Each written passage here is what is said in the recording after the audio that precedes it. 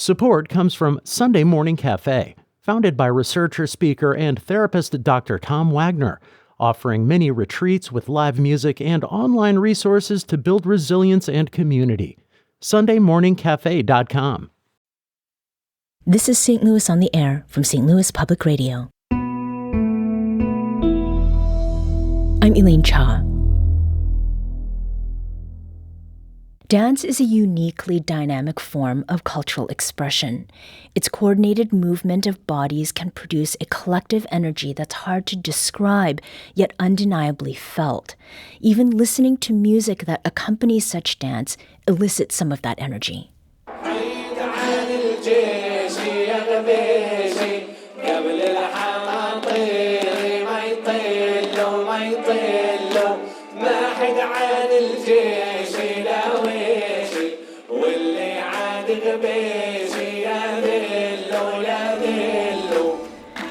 Watching a performance that goes with traditional music, even on a screen, conveys thrill, but experiencing it in person and in community has its own power.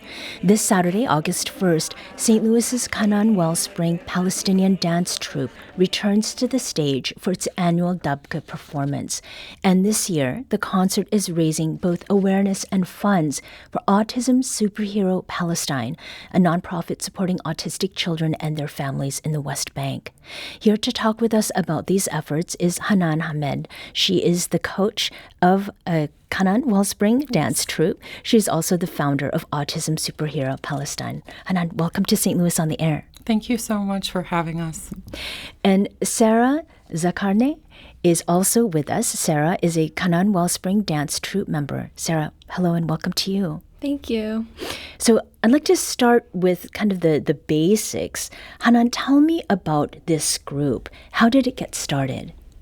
So we started Canaan Wellspring 2 years ago to perform at the Festival of Nations. And we wanted to teach our youth our Palestinian culture and heritage through dance and music, and somehow present Palestinian culture and identity here in St. Louis, because we feel representation is very important.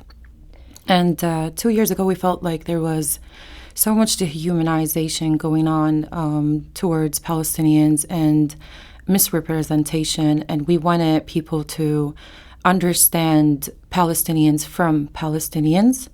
And this is why we thought the easiest way is to open a conversation with Palestinians is through dance and music. How did people get to that before the formation of Canaan Wellspring? We just decided that, okay, we're seeing so much false information about Palestinian people.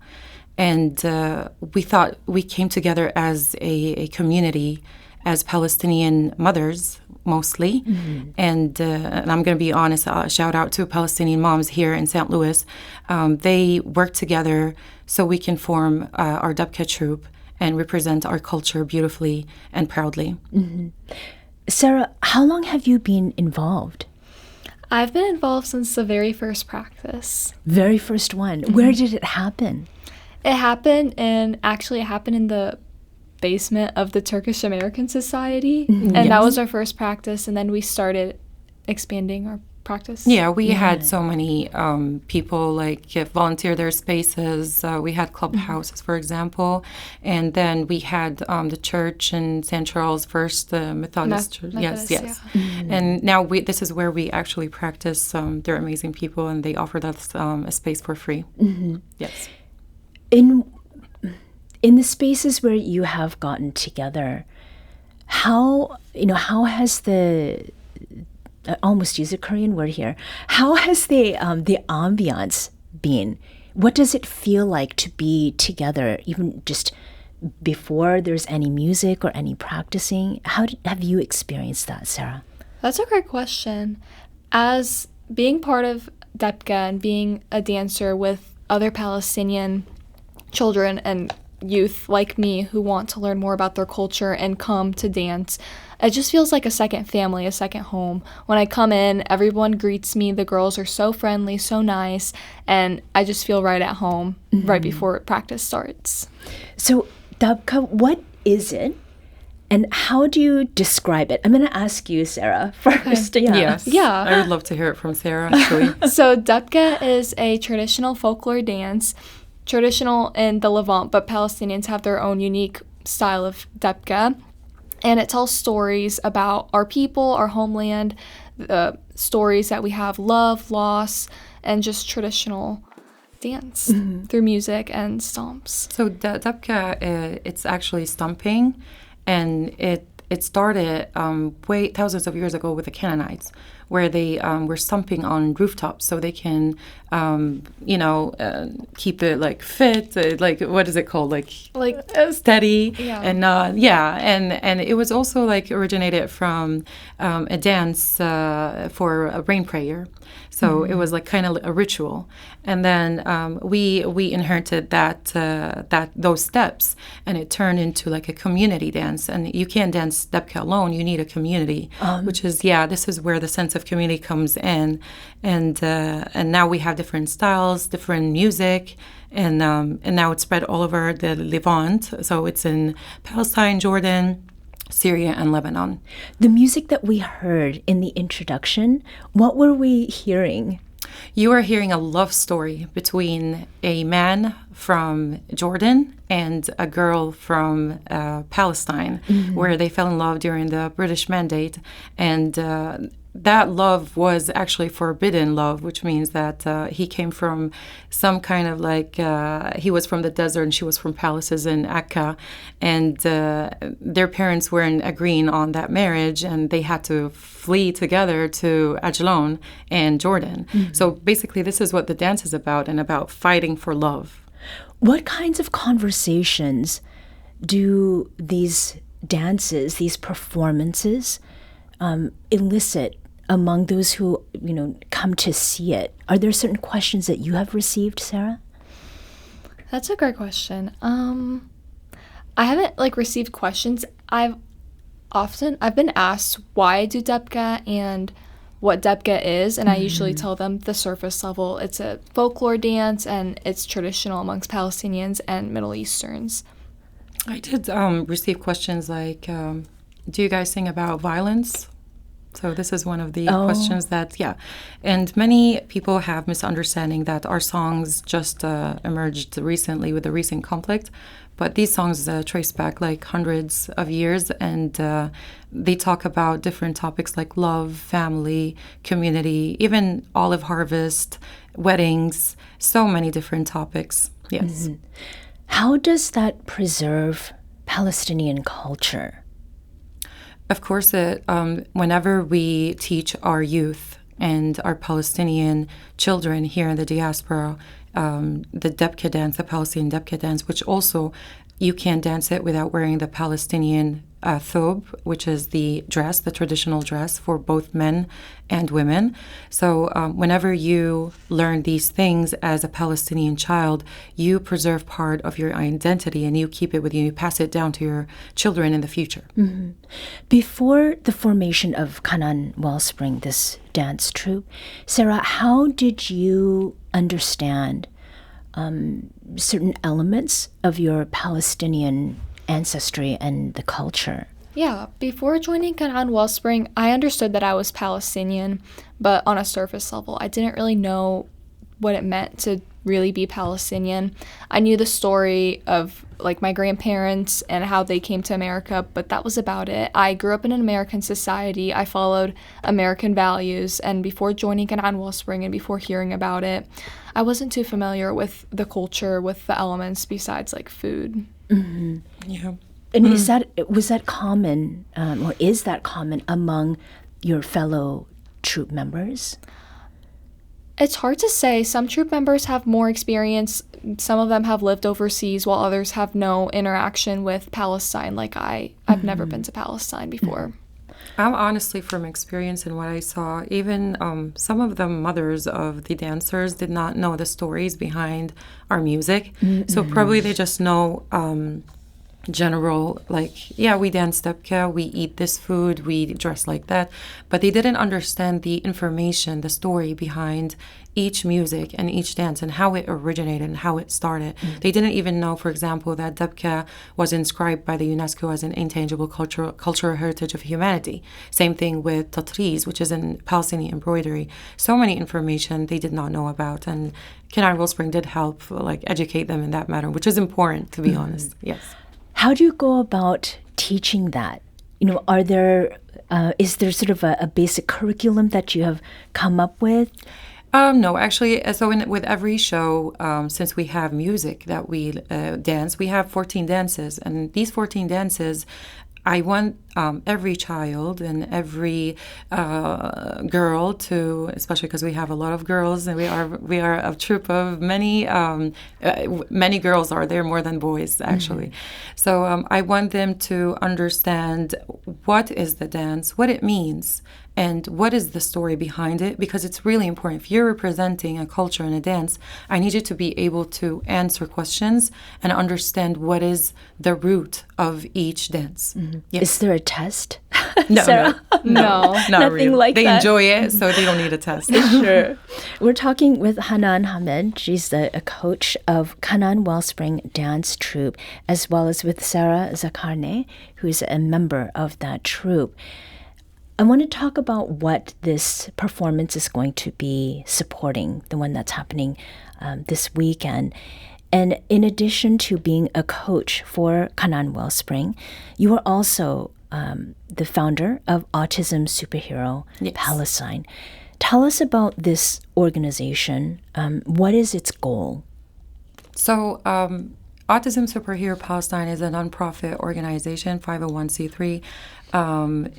We operate in the West Bank. We used to operate in Gaza, but we lost most of the families in Gaza that we used to work with, unfortunately. So I am a mother of an autistic child, and I experienced living with an autistic child in Palestine. And I kind of this is an experience from firsthand, so I understand what families are going through in the West Bank. We are talking about families that are not able to receive therapy services. If there is any therapy services, they have to go to Jerusalem. Many people in the West Bank are not, actually most of them, are not allowed to go to Jerusalem. We also have problems like checkpoints where autistic kids have to wait for hours to get home, strip searched. So many things that are not autistic children, even someone who is not autistic, is not comfortable with. But it's so hard to explain to someone as vulnerable as an autistic child.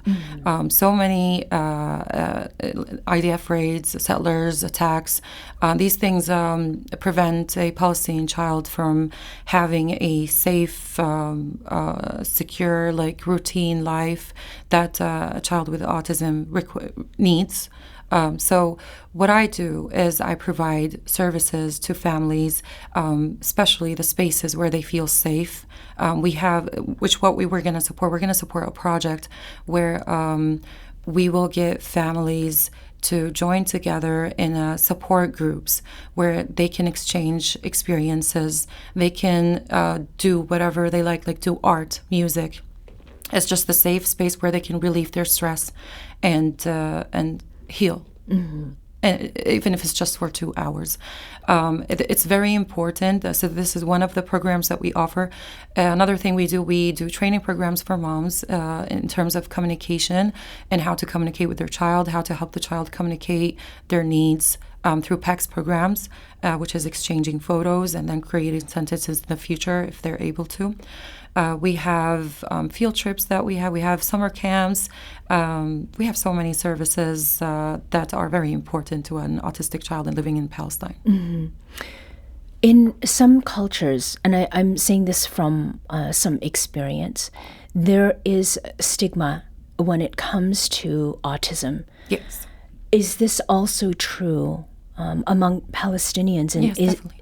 And yes. how how is your organization either addressing that or working with families and those who don't have someone in their family who has autism to understand these challenges in a more meaningful way? Yeah. I mean, we face some situations where families are afraid to say that their child is autistic just so they don't get criticized or judged or anything. I've experienced this even in America. Like some families, not even Palestinians, some families just avoid that topic or mentioning the diagnosis of their child. But in Palestine, we are working on bringing awareness to families, to schools, to institutions, hospitals. We do have like programs for teachers and healthcare providers about autism, so we can work together to make the life of autistic families easier. And this is also one of our programs that we work on. Mm-hmm. Sarah, what do you think of the goal, the fundraising goal for this particular performance and what Hanan has just described? Yeah, I think it's a meaningful cause. I feel there's no better way than to educate other people about Palestine and putting our efforts into serving Palestinian children. And I think it just makes our goal more established. Mm-hmm. Yes. This year's performance, and the fundraiser, what makes this so important at this particular time, Hanan?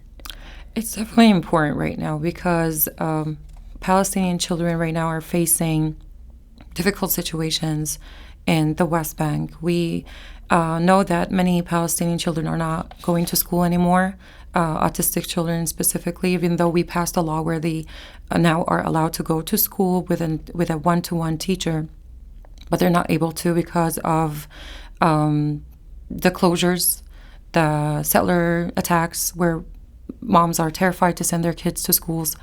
We have also IDF raids and refugee camps and villages. All of that is preventing many children from going to school or receiving therapy services or even having a safe, routine life. And so the funds that you raise will go directly to families? Yes. It won't go towards the programs. So the families keep requesting this one program that we created last year. And that program is we go to cities, villages, and refugee camps, and we create this family support group where families join together and they exchange experiences. They speak about their difficulties and how to solve them. We bring a therapist to work with them, and it's just also a space where children with autism can also do music, art, and all forms of activities that they would love to do. Yeah. What are some of the things that families have shared with you about the impact of your organization? I mean, every time we do any of the programs or the activities or the field trips, they always request for more and they want more of it. But I mean, we're a small organization, mm-hmm. and we are only able to serve like at a limited level. And at the West Bank, there's no specific, let's say, statistic on the number of kids with autism, so we're not aware of how much we need to be able to serve them.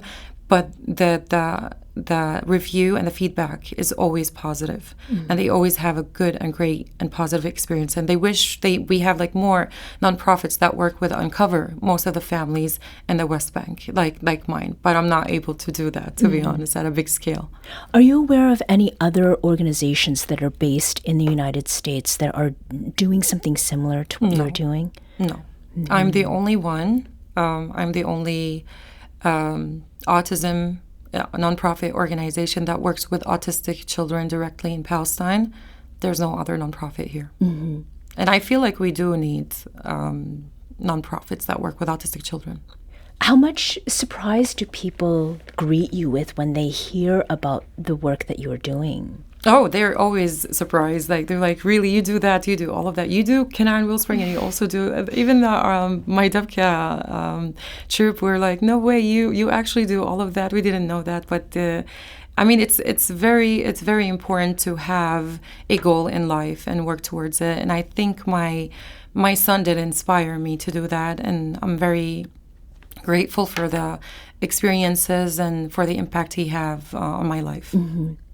Now, one of the things I think it is important to acknowledge is that Canaan Wellspring, that it has faced some obstacles in the past, and you were headed toward a second show at the St. Louis Art Fair in 2024 when leaders there, they said that your group could not perform at the annual event in part because art fair organizers feared that the dancers, like you, Sarah, and others, would somehow make political statements and with the songs and with the dancing. When you heard that, Sarah, what came to mind for you? Were there conversations that you were having with your peers, with the student dancers? Yeah, we were really upset. We were confused because our goal isn't to share politics. Our goal is to educate others about Palestine through art and storytelling and dance. And that was what we thought the art fair's purpose was too. And so when we heard that we were canceled because of our culture, we were just confused why. And that's not what diversity is about at all. Mm-hmm. I mean, we performed before at Festival of Nations, and I feel like this comment is that they gave is inaccurate.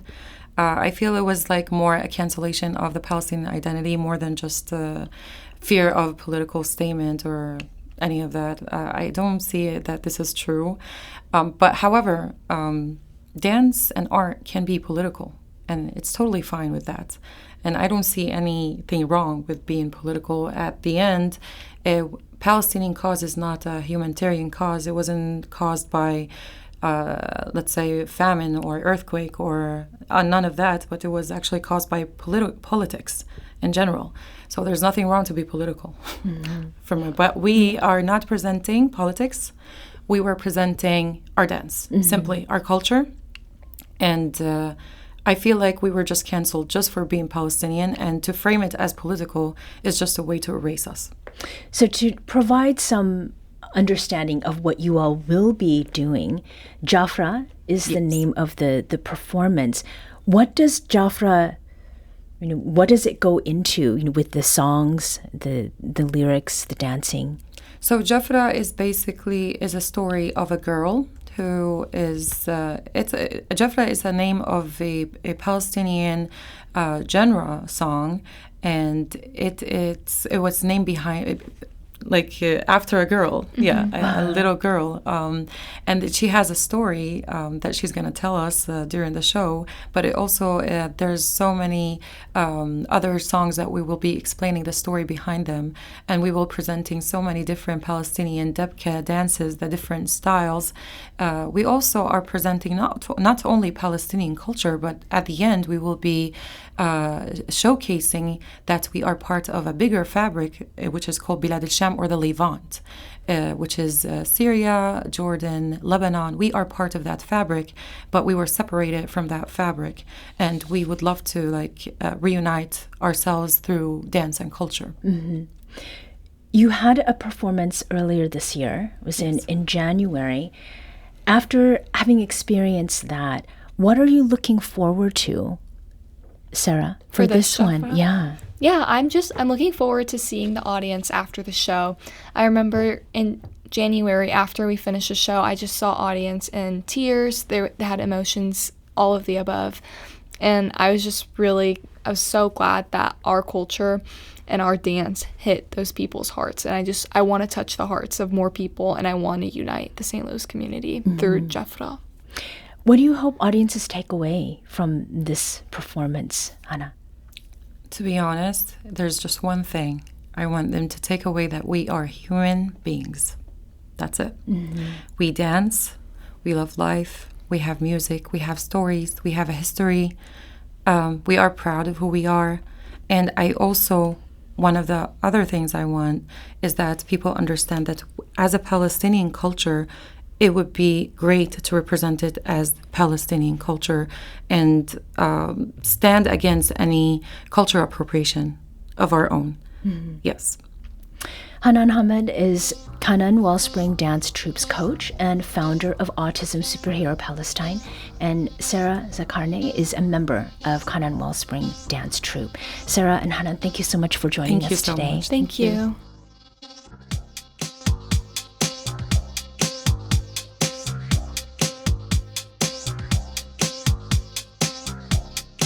This episode was produced by Lila Holobashich.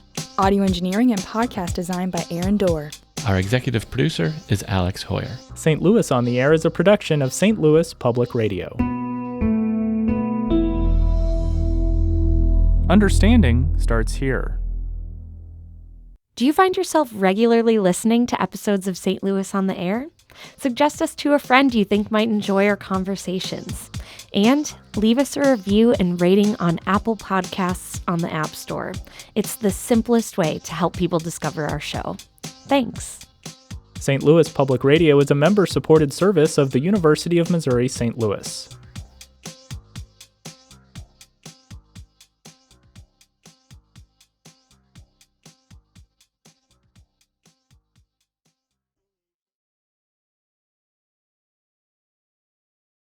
Hi, I'm Laura Hamden, and my colleague Jessica Rogan and I are your daily hosts of the Gateway newsletter. We meet with the editors in the STLPR newsroom every weekday to bring you the top local stories of the day in a quick and easy 6-minute read by 6 a.m. In an age of overwhelm, it's a refreshing, thoughtful take on the news day, if we do say so ourselves. Fine-tune your daily news habit with the Gateway newsletter. Subscribe at stlpr.org/gateway.